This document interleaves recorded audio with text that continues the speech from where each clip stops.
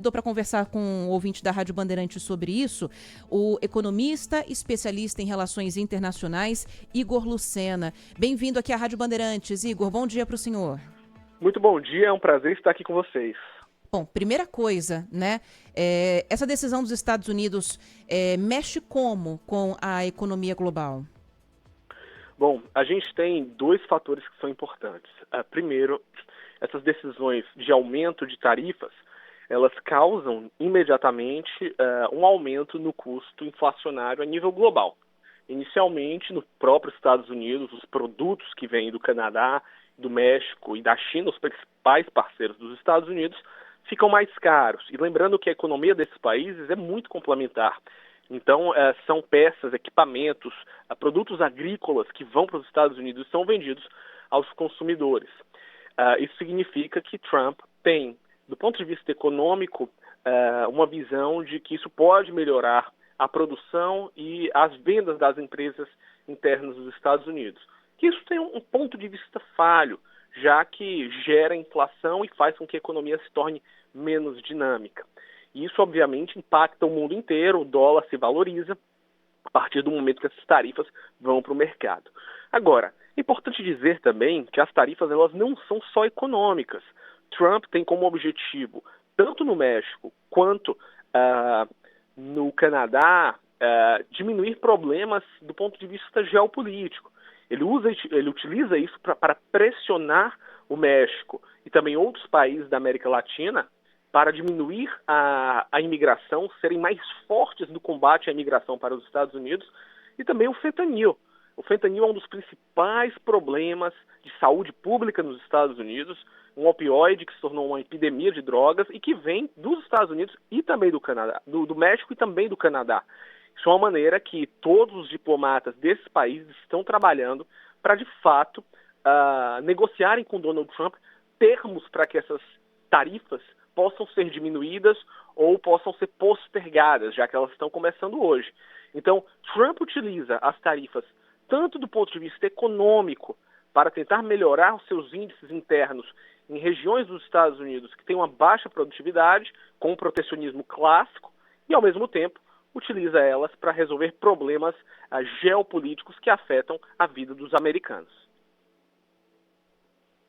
Professor, muito bom dia, bem-vindo aqui ao nosso programa. O Igor Macedo de Lucena, ele é economista e também especialista em relações internacionais. É a pessoa certa para nos responder a seguinte questão, professor. O Trump, como prometeu, taxou a China. Taxou um pouco menos do que taxou os vizinhos México e Canadá, né? De outro lado, um pouco antes dessa taxação ser oficializada, o presidente Trump também acenou com a possibilidade de um acordo comercial com a China. Ora, se todo mundo espera uma guerra comercial entre Estados Unidos e China, como o presidente americano que taxa a China também acena com um acordo comercial. E eu queria saber do senhor o seguinte, em que medida isso, um eventual acordo comercial com a China, esvaziaria o BRICS? Cláudio, bom dia, é um prazer estar falando com você aqui. Na verdade, Trump tem duas visões específicas. Todas essas tarifas, elas, do ponto de vista claro e simples, têm um objetivo que se coloca na sociedade e que seria melhorar os termos de troca, ou seja, o déficit comercial dos Estados Unidos diminuir e, de uma certa maneira, proteger empresas americanas, o protecionismo clássico. Mas, na prática, isso é quase impossível, porque você tem a inflação que entraria galopante nos próximos 2 anos, seria péssimo para o governo Trump, e, ao mesmo tempo, os Estados Unidos, por ter a reserva mundial de dólares, é importante todos os nossos ouvintes entenderem isso, a reserva mundial de dólares torna quase impossível os Estados Unidos se tornarem superavitários em balança comercial. Isso é quase uma improbabilidade macroeconômica. Agora, quando a gente está falando de estratégia, Trump está sendo muito estrategista. O uso de tarifas como um instrumento geoeconômico, ou seja, como um sistema de barganha, faz com que ele retire a força de órgãos multilaterais, seja a Organização Mundial do Comércio, a Organização das Nações Unidas e até mesmo os BRICS. E o objetivo é, com as tarifas, trazer à mesa reuniões tete a tete com os líderes mundiais, inclusive Xi Jinping, e fazer acordos que sejam favoráveis aos Estados Unidos, fora dos grandes acordos multilaterais. A visão de Trump é que o multilateralismo enfraqueceu os Estados Unidos e tornou os Estados Unidos suscetíveis a regras que, na visão dele, não são favoráveis, dando a ascensão a novas potências e novos países que hoje desafiam os Estados Unidos em várias áreas. Obviamente, essa construção internacional foi feita depois da Segunda Guerra com um objetivo muito claro: impedir que um grande império dominasse pela força, seja ela econômica ou militar, as relações entre os países. E Trump está fazendo exatamente o oposto. Trump está desmontando esse arcabouço internacional multilateral e utilizando a força econômica dos Estados Unidos para negociar com países diretamente acordos econômicos que sejam favoráveis aos Estados Unidos. E não só isso. O caso da Groenlândia, a gente fala que ele quer comprar, mas na verdade o objetivo dele é forçar uma independência da Groenlândia e negociar com uma nação independente uma base militar e apoio financeiro. Então Trump hoje subverte a ordem liberal internacional para uma ordem onde, na visão dele, os Estados Unidos podem sair muito mais forte, econômico e vitorioso, baseado em negociações diretas. E o importante, Cláudio, fato, a China está numa situação difícil internamente, um alto nível de desemprego de jovens, uma situação ainda complexa no setor imobiliário, não está em grandes condições de ter um PIB menor do que 5%, que é o que eles divulgaram agora recentemente, e a própria Rússia em uma situação complicada na guerra da Ucrânia. Então, o outro inimigo dos Estados Unidos, o Irã, perdeu os braços no Oriente Médio. Então Trump vê hoje os Estados Unidos com uma chance de se voltar a ser a grande potência e impedir aquela visão de declínio dos Estados Unidos que se aventava nos últimos anos. Pois é. Então, é uma aposta, né, Cláudio, o que Donald Trump está fazendo agora, porque vai até que a produção dos Estados Unidos se ajuste para dar conta do consumo, porque a tendência é essa: se fica mais caro o que está vindo de fora, aí dá-se preferência ao que está sendo produzido internamente no país. Mas até que isso aconteça, tem que ter um ajuste de produção também, né? E até lá a gente tem uma queda de consumo. Isso acontece, vai ter uma alta de inflação. É uma aposta o que o presidente Donald Trump está fazendo. Mas se ao mesmo tempo prejudica mais a economia da China, prejudica o Brasil também, né, professor? Isso também pode impactar o preço daquilo que a gente compra da China e principalmente o que a China compra da gente, né? Se a situação econômica do país por lá apertar um pouco mais, isso afeta o Brasil? Não há dúvidas. O Brasil tem uma relação, como é que eu posso dizer, triangular com os Estados Unidos e China. Nós mandamos muita matéria-prima, né, para a China, muito minerais raros, minerais até com mais comuns, petróleo bruto, carnes, né, o setor agro, o setor mineral brasileiro manda para os Estados Unidos, para a China.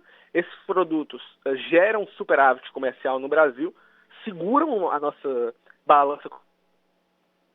E parte desses produtos, uma grande parte é consumida e outra é processada e enviada para os Estados Unidos. Então a nossa relação é intimamente ligada à relação com os Estados Unidos e China. Se existe uma diminuição da relação comercial desses dois países, aonde a China diminuirá suas exportações e ficará mais difícil de adentrar o mercado americano pelas tarifas ou por qualquer outro modelo econômico adotado por Donald Trump, a tendência é que o Brasil vai exportar menos para o nosso maior parceiro comercial e a partir daí você tem um impacto na economia, no crescimento da economia brasileira. A visão muito clara que nós temos é que o Brasil precisa se desvencilhar disso. Os europeus avançaram com o acordo Mercosul-União Europeia porque entendem que pode ser não uma solução total, mas uma solução parcial, e que talvez a gente precise se aproximar mais da África e da União Europeia para impedir um maior impacto na economia brasileira, caso a China e os Estados Unidos não cheguem em um acordo e, de fato, isso se transforme em uma guerra comercial. Mas isso é um fato muito claro. Quanto pior fica a relação dos Estados Unidos e China, isso tem um impacto na nossa economia que não é desprezível. Então, e o Brasil precisava agir com sabedoria, né, e não com ameaças. Eu acho que esse é um ponto central. A gente viu o presidente Lula reagindo muito mal a essas questões aí tarifárias.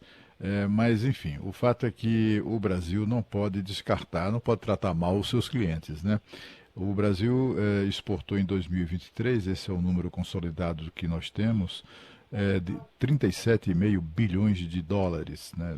É muita grana, né? Se multiplica isso aí por 6 e se tem a ideia do que nós estamos falando, do tamanho do volume de dinheiro que isso representa do ponto de vista da economia brasileira. Mas foram mais de alguma coisa como quase 3 vezes mais exportou o Brasil para a China, né? Foram 104,3 bilhões de dólares.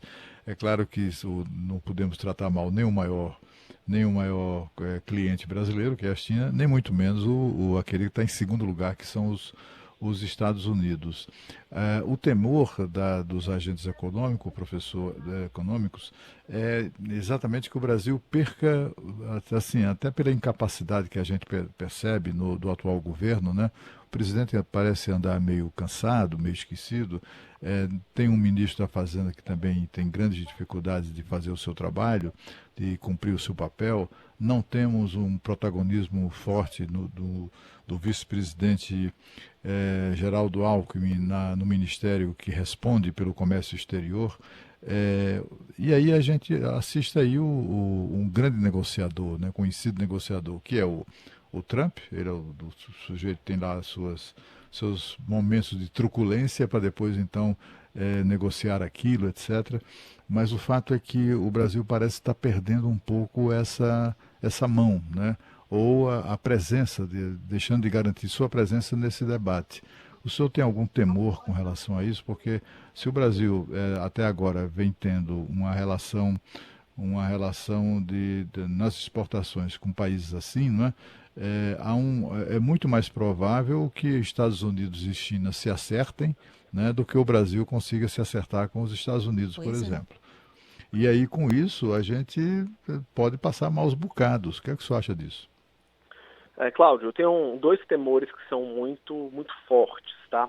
O primeiro é que, apesar da China, você disse muito bem, do ponto de vista de exportação, a China é o segundo maior, é o primeiro parceiro do ponto de vista de comprador do Brasil, né? O nosso grande cliente, os Estados Unidos, é o segundo, mas muito mais do que isso, o maior investidor do chamado investimento direto estrangeiro, a formação bruta de capital, ou seja, novas empresas, novos investimentos na economia real, ainda vem dos Estados Unidos, não vem da China. Então, e os fóruns internacionais, o Brasil está muito longe da nova discussão de países emergentes. A confusão que a gente está assistindo entre executivo, legislativo e judiciário está tornando o Brasil um país difícil de atrair capital quando a gente olha essas inversões de recursos financeiros. E, obviamente, o executivo precisa dar um sinal para os investidores. Isso não está acontecendo.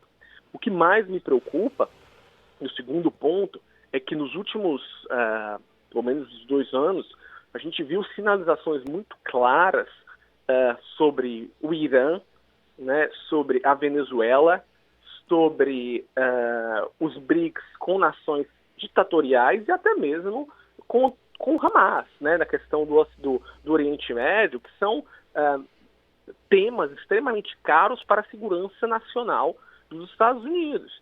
Então, fica muito nítido de que, se nós queremos ter uma relação comercial e de parceria com os Estados Unidos e com a China, a gente não pode ter atitudes que são dúbias e colocam a visão democrática brasileira em risco.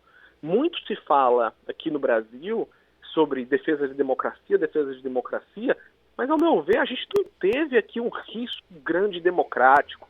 Quando eu analiso externamente, o grande risco que o mundo fora do Brasil, fora das nossas fronteiras, fala do nosso país hoje, é o Brasil se aliando tacitamente, defendendo posições de nações ditatoriais.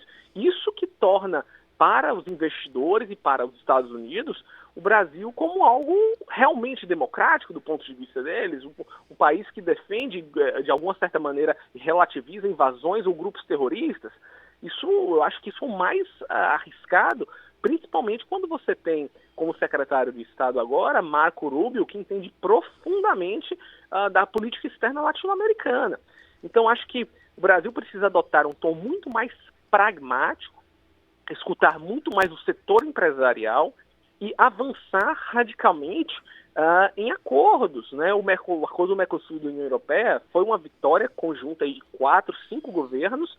Isso vai ser ratificado, mas se Donald Trump avançar com acordos que próprio Javier Milei ou Lacadepol queriam fazer, seja com China ou com os Estados Unidos, o Mercosul implode, porque na América Latina o objetivo está para fazer negócios, né? Ninguém está mais aqui para ideologia. Acho que isso ficou parado no século passado.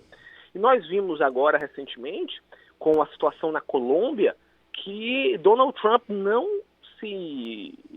parará de usar todo tipo de artifício que vá contra os interesses da segurança nacional americana. Então, se nós não levarmos em consideração esses fatores, o Brasil dificilmente voltaria à rota dos grandes investimentos.